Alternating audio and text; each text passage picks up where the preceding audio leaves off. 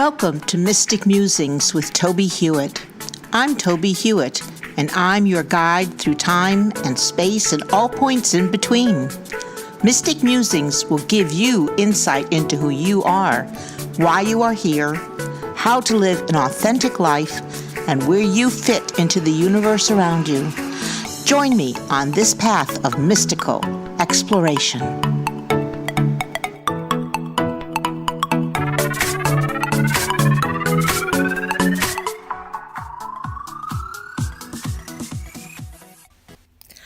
Welcome to episode 57 of Mystic Musings with Toby Hewitt. This week, we will consider strength, commitment, and energy as we continue our mystic journey. As part of my discussion with Spirit about what to do with this second year of this podcast, I understood that whatever cards I selected, I would be guided to find the message pertinent in them, even if I did not recognize them at the moment of selection. I was hoping this week to be drawn to a message of facing and overcoming fear, since I am well aware of this pervasive aspect at this time. Let's see if the cards selected contain any guidance to address this topic. This week, I turned to the Akashic Tarot deck, created by Sharon Ann Klinger and Sandra Ann Taylor. This deck delves into the Akashic record to interpret the messages being given. The first card drawn is the Two of Forces, titled The Willow. The second card is the One of Roses, titled Commitment. And the third card is the Eight of Forces, titled The Lightning Bolt. The first card seems to speak of the flexibility of the willow, which the card shows next to a flowing river as the sun fans golden rays through the branches of the trees and glistens into the moving water. The tree seems to sway slightly in a breeze, as willows do, yet remains well-rooted and strong. When we are flexible and strong, we are able to deal with whatever comes our way, even in the most difficult of times. This may sound trite and banal, but truly, no matter how bad things seem, we are always able to count blessings in our lives. Breathing is one of these blessings. When we take a moment to consciously breathe in the oxygen trees provide us with, we can reach a space of calm.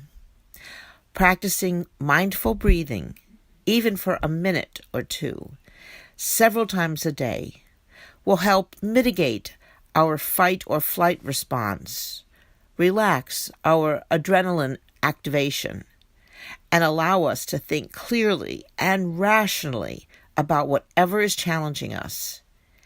In addition, this card reminds us that just as the willow tree, we are able to draw energy from the earth to ground, center, and nurture us. Walking barefoot outside helps with this practice, and standing in yoga's mountain pose while allowing the earth energies to fill us is a practice we can all pursue, along with mindful breathing. The second card selected for this reading is the One of Roses, titled Commitment. This card shows rose petals surrounding a manuscript labeled Continued and a quill pen with a light shining on the table and the page. The light reminds me of the light of the sun in the previous card. When we make a commitment to pursue a task or to keep a promise, we are connecting ourselves to the idea of fulfilling some aspect of our life purpose, no matter how large or small this commitment may be.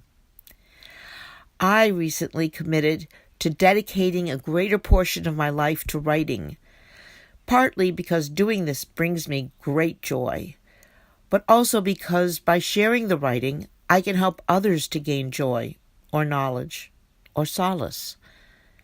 This commitment has resulted in a flood of ideas that is growing every day and serving to inspire me to begin writing practice in earnest. Making the commitment helps to draw the energies from the universe that will sustain the progress that commitment requires. The third card is the Eight of Forces, the lightning bolt. The energy of lightning can destroy, but it can also leave the foundation for growth in its wake. Either way, the energy is sudden and strong. We are often startled by its intensity. It can interrupt the flow of our existence for a moment or longer. This energy can also fortify us and be the catalyst for change. If the lightning ignites a fire that burns land, we know this is destructive, though I have heard clearing the underbrush in this way can nurture new growth. The energy in lightning can also ignite our passions to create, to live more fully, to fashion a world where justice and love rule over might. Now, as I finish creating this episode, I realize that Spirit has indeed addressed my request for cards that inspire a way to deal with and overcome fear. Staying flexible and grounded, making commitments, and using the energies of the universe for positive change definitely create a formula for overcoming fear, rejecting it, releasing it, and growing despite its presence in our lives. Nurturing fear rather than peace-filled strength allows fear to be the focal point of our thoughts. It is said that worry is praying for the things you do not want to happen, and fear is the fuel of worry. Nothing is gained by being fearful, and there is everything to be gained by making a commitment to allowing positive energy to energize our thoughts and actions. For this week's exercise, please try the grounding exercise I spoke of earlier. Close your eyes, stand barefoot in mountain pose. You can Google this. It's a simple pose to take. Stand on the grass and feel the energies of earth merge with your own energies. Allow yourself to relax and practice conscious breathing. Release fear. Embrace love. Please join me next week for episode 58 of Mystic Musings with Toby Hewitt, when Spirit will surprise us with new ideas as we continue our mystic journey. Thanks for listening to this episode of Mystic Musings. Please join me every week to continue our exploration of all things mystical that can help you have a more practical and magical life. Please visit my website, TobieHewitt.com, for more information and to read my blog postings. And join me also at pathwaystomindfulness.org to learn how you can schedule a presentation. I'm available for mindfulness training, demonstrations of psychic abilities, and individual readings. I also have a number of books on mystical topics on Amazon.com. I look forward to hearing from you and answering your questions. Please contact me through TobieHewitt.com.